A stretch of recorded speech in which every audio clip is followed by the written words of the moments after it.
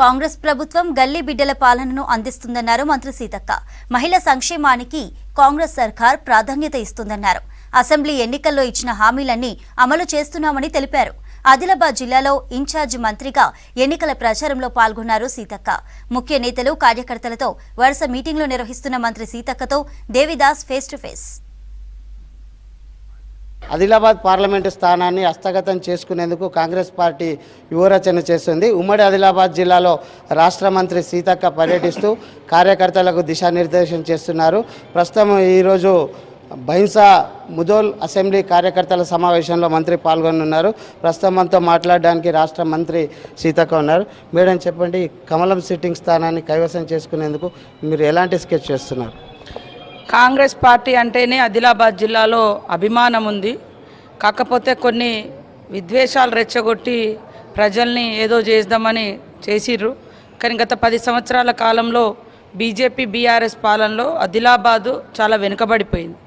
కాబట్టి ఆ రోజు కాంగ్రెస్ ప్రభుత్వంలో వైఎస్ఆర్ గారు ఈ ప్రాంతానికి 2 పంటలకు నీళ్ళు ఇవ్వాలని, అదేవిధంగా పేదలకు ఇండ్లు కానీ, పోడు భూముల హక్కు చట్టాలు కానీ, ఉపాధి హామీ చట్టాలు కానీ ఇట్లాంటి ద్వారా పేదరిక నిర్మూలన కోసం కాంగ్రెస్ ప్రభుత్వము సోనియమ్మ నాయకత్వంలో కేంద్రంలో కానీ రాష్ట్రంలో కానీ మేము తీసుకొచ్చినటువంటి అనేక సంక్షేమ పథకాలను గత ప్రభుత్వాలు తుంగలో తొక్కడం జరిగింది. బీజేపీ ద్వారా కూడా ఎలాంటి న్యాయం జరగలేదు ఈ ప్రాంతానికి. మోడీ గారు వచ్చి కూడా మొన్న కేవలం మాటలు చెప్పి మమ్మల్ని తిట్టిపోయింది తప్ప మరి ఏం చేసిండ్రు ఇన్ని రోజులు 10 ఏళ్లలో ఈ ప్రాంతాలకు ఏం చేస్తారు అనేది మాత్రం చెప్పలేకపోయారు.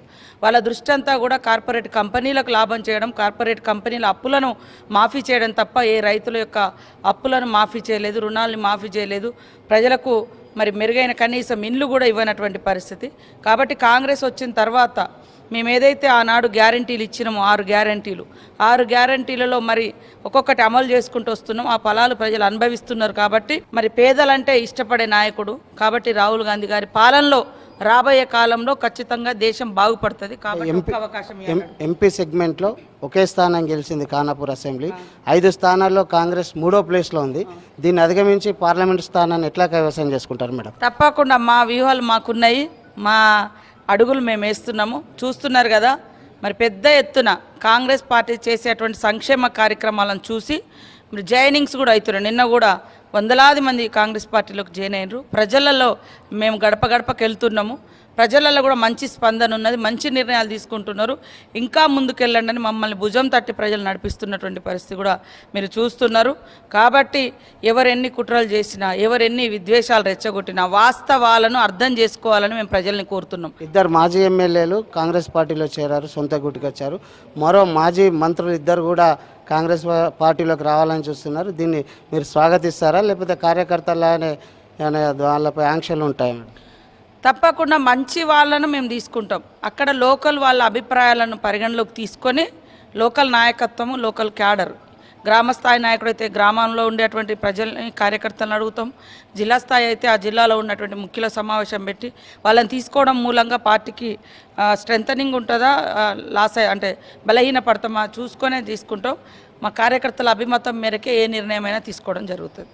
అంటే చివరిగా కార్యకర్తలకు ఎలాంటి పిలుపునిస్తున్నారు? మరి కార్యకర్తలకు అందరికీ ఒకటే చెప్తా ఉన్నా, మొన్న రాష్ట్రంలో అధికారంలోకి వచ్చిన ఎమ్మెల్యేల ద్వారా ఎమ్మెల్యేలను గెలిపించడంలో కార్యకర్తలు ప్రజలందరూ కూడా కష్టపడి చేశారు. ఇప్పుడు జరిగేది ఢిల్లీ ఎన్నికలు, గల్లీ ఎన్నికలు. మరి 30 సంవత్సరాల తర్వాత ఈసారి ఖచ్చితంగా రాహుల్ గాంధీ గారిని మనం ప్రధానమంత్రిగా చేసుకోవాలని ఇందిరమ్మ కుటుంబం నుంచి మనం భావిస్తూ ఉన్నాం. మన కోసం ఆయన మరి ఊరు వాడా లేకుండా తీవ్రంగా కష్టపడుతున్నాడు. ఆయన నాయకత్వంలో దేశం బాగుంటుంది, సంక్షేమంగా ఉంటుంది, సమైక్యంగా ఉంటారు.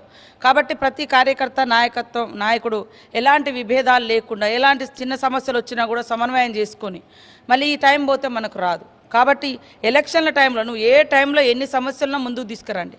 కార్యకర్తలకు ఒకటే చెప్తున్నా, ఎలక్షన్ టైంలో ఒకరి మీద ఒకరు భిన్న అభిప్రాయాలు పెట్టుకొని మేము పనిచేయం తర్వాత వస్తామంటే కుదరదు. కాబట్టి ఇప్పుడు బలహీనంగా ఉన్న ఏరియాలలోనే మేము తీసుకుంటున్నాం. బలంగా ఉన్న కాడ మేమేం తీసుకోవడం లేదు. కాబట్టి రేపు మరి ఈ పార్లమెంట్ ఎన్నికలు అనేది మనకు చాలా అత్యంత ప్రతిష్టాత్మకం. సో ఇందిరమ్మ కుటుంబం నుంచి రాహుల్ గాంధీకి ఒక్క అవకాశం ఇద్దామనే ఉద్దేశంతో పనిచేస్తున్నాం. కాబట్టి ప్రతి ఒక్కరూ కష్టపడండి. ఏదైనా చిన్న విభేదాలు ఉంటే నాకు తెలియజేయండి, లోకల్ నాయకత్వానికి తెలియజేయండి. ఎప్పుడు నేను అందుబాటులోనే ఉంటున్నా, కలుస్తూనే ఉంటున్నా. కాబట్టి ఈ అవకాశాన్ని రాహుల్ గాంధీకి ఎంపీగా గెలిపించి మనం వారిని ప్రధానమంత్రి చేయడంలో ఆదిలాబాద్ జిల్లా కూడా మరి ముందంజలో ఉండాలనేటువంటి ప్రయత్నం మేము చేస్తున్నాం. మా ఆలోచనను మా కార్యకర్తలు అర్థం చేసుకొని ముందుకెళ్తారు. బాధ్యతలు పంచుతున్నాం, మండలాల వారీగా నాయకత్వ విభజన చేస్తున్నాం. అంటే ఎక్కడికక్కడ బాధ్యతలు పంచి బూత్ వారీగా కూడా మేము మరి మా ఓట్లను అడగడం కోసం ఒక కార్యాచరణతో ముందుకెళ్తున్నాం. కమలం గులాబీ పార్టీలతో ఎలాంటి సంక్షేమం జరగలేదని మంత్రి సీతక్క చెప్తున్నారు. అలాగే కార్యకర్తలను కార్యోన్ముఖులను చేసి కాంగ్రెస్ పార్టీ హస్తగతం చేసుకునే దిశగా తమ కార్యాచరణ ఉంటుందని మంత్రి సీతక్క చెప్తున్నారు. కెమెరామెన్ విఠల్తో దేవిదాస్, V6 న్యూస్, ఆదిలాబాద్ నుంచి.